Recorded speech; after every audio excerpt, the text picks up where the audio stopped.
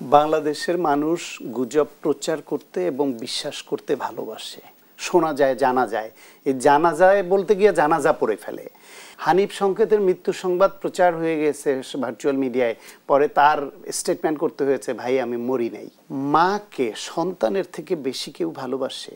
তারেক রহমান খালেদা জিয়ার কাছে কখন আসবেন, কিভাবে আসবেন এবং তার আশাটা কতখানি সঙ্গত, নাকি মাকে ওইখানে নেওয়ার জন্য অপেক্ষা করবেন, এটা তার পরিবার এবং সন্তানের উপর আমরা ছেড়ে দেই। আমরা জোসেফ গোয়েবলসের গুজব তত্ত্ব নিশ্চয়ই জানি, যেখানে বলা হয়েছিল একটি মিথ্যাকে যতবার বলা হবে তা তত বেশি সত্য মনে হবে।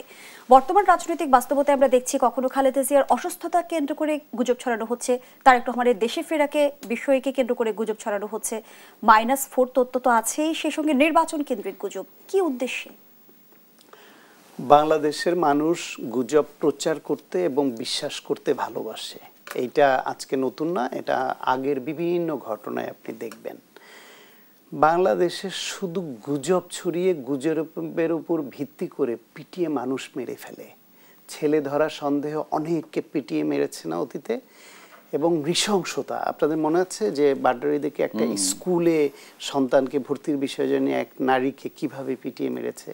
এরকম বহু বড় বড় গুজবে পৃথিবী, বাংলাদেশের বাইরেও অনেক দেশে গুজবকে কেন্দ্র করে বড় বড় সংঘর্ষ, সংকট পর্যন্ত, যুদ্ধ পর্যন্ত বলা হচ্ছে যে মবকেও গুজব উস্কে দিচ্ছে। রাইট। কিন্তু বাংলাদেশে যেটা দেখেন, বাংলাদেশের সংবাদ মাধ্যমও এই গুজবে রেসপন্সিবল হয় না, রেসপন্সিবিলিটির পরিচয়, দায়িত্বশীলতার পরিচয় দেয় না। মেয়র আনিসুল হক লন্ডনে যখন ভর্তি, একজন মানুষের শারীরিক অসুস্থতা তার চিকিৎসকের পারমিশন ছাড়া বাইরে বলাই যায় না, কোনো সংবাদ মাধ্যম লিখতে পারে না। বাংলাদেশ পারে, বাংলাদেশে যা খুশি তাই লিখতে পারে, কারণ চিকিৎসকের বরাত ছাড়াও। শোনা যায়, জানা যায়। এই জানা যায় বলতে গিয়ে জানাজা পড়ে ফেলে। মেয়র আনিসুল হকের মৃত্যু সংবাদ বাংলাদেশে গণমাধ্যমগুলি, প্রথম সারির গণমাধ্যমগুলো টেলিভিশনের স্ক্রলে পর্যন্ত চলে গিয়েছিল, পরে দুঃখ প্রকাশ করেছে। এটিএম শামসুজ্জামানের মৃত্যু সংবাদে সয়লাভ হয়ে গিয়েছিল, পরে তার নিজের স্টেটমেন্ট করতে হয়েছে, আমি মরি নাই। হানিফ সংকেতের মৃত্যু সংবাদ প্রচার হয়ে গেছে ভার্চুয়াল মিডিয়ায়, পরে তার স্টেটমেন্ট করতে হয়েছে, ভাই আমি মরি নাই। এরকম বাংলাদেশের তোফায়েল আহমেদ, আওয়ামী লীগের নেতা, তার মৃত্যু সংবাদ কতবার ছড়িয়েছে। এরকম অনেকেরটাই ছড়িয়েছে। ফলে এই রাজনৈতিক, অরাজনৈতিক এগুলা তো আছেই, মানুষের মৃত্যু নিয়ে যারা এভাবে গুজব চর্চা করতে পারে, এতটা অমানবিক এবং অসভ্যতা এইভাবে চলতে পারে। কিন্তু রাজনীতিতে বর্তমান বাস্তবতায় গুজব চাষ করা হচ্ছে কেন? কারা করছে? কি উদ্দেশ্যে করছে? এটা বর্তমান বাস্তবতায় না, এটা আপনাকে আমি উদাহরণ দিয়ে বলেছি। বাংলাদেশে জাতিগতভাবে, সংস্কৃতিগতভাবে এটা আগে থেকেও ছিল, কিন্তু আমরা যখন যেটা আসে হঠাৎ করে একটু হোঁচট খাই, এবং সেখানে দেখি অত্যন্ত শিক্ষিত সজ্জন, যাদেরকে আমরা গ্রহণযোগ্য মনে করি, তারা পর্যন্ত ফেসবুকে গুজবের এরকম স্ট্যাটাস দিয়ে দেন। বেগম খালেদা জিয়া অসুস্থ, সংকটাপন্ন, এটা সত্য, কিন্তু চিকিৎসকদের সেবায় সর্বোচ্চ সেবা তিনি পাচ্ছেন এবং এখনও তিনি রেসপন্স করছেন। গতকাল পর্যন্ত তার এন্ডোস্কোপিক পদ্ধতিতে তার রক্তক্ষরণ বন্ধ করা হয়েছে পাকস্থলীতে। এইটা তার চিকিৎসকরা বলছেন।